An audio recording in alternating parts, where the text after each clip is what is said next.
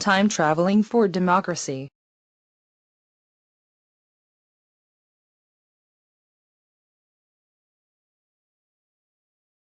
Oh no!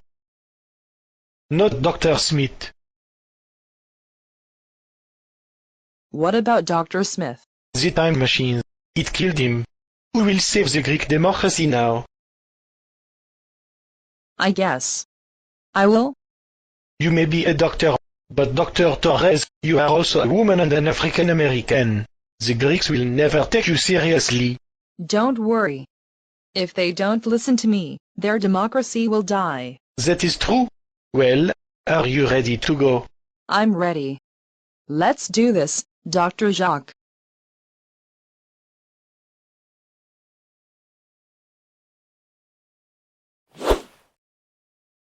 Slave woman.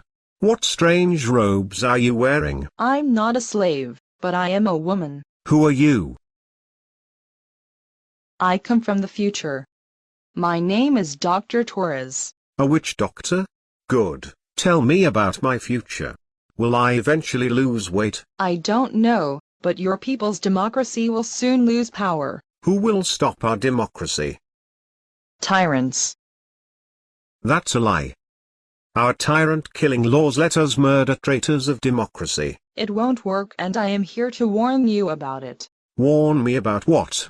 We have the best government in the world, because it is fair and just. If it were fair and just, then women, slaves, and the poor would also have equal rights and a voice in government. But they are all too stupid for government. Listen, you brute.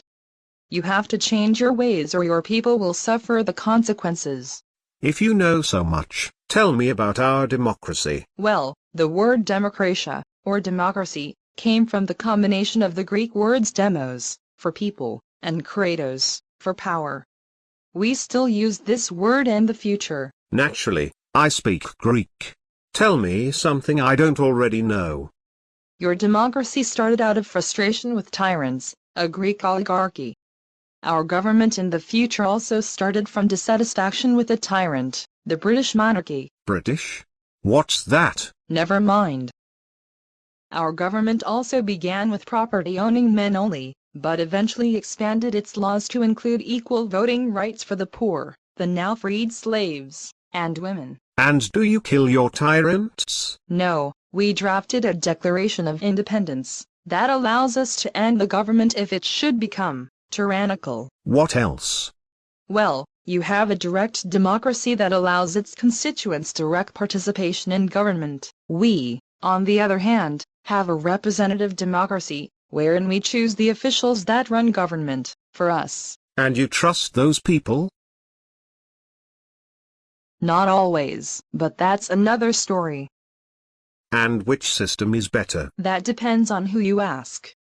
You require all male constituents to vote on all matters of government as is their democratic duty. In addition, your government is majoritarian, in that the majority always rules, but ours is set up in a complex way that avoids minority bullying. How? We have three branches, the legislative, the executive, and the judicial. Each has differing powers and the ability to check one another to maintain balance in government. That sounds familiar.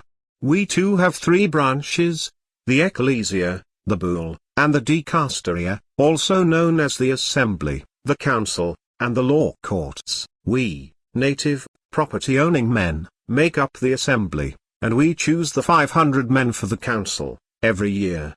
Only jurors run our law courts, and they are also selected from among us. Our democracy has lasted almost 200 years. So, why are we so doomed to fail?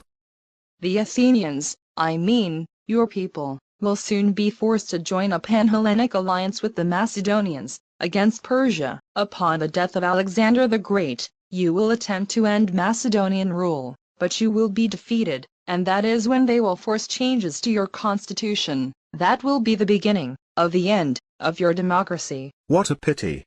So, do I lose weight or what? I'm out of here.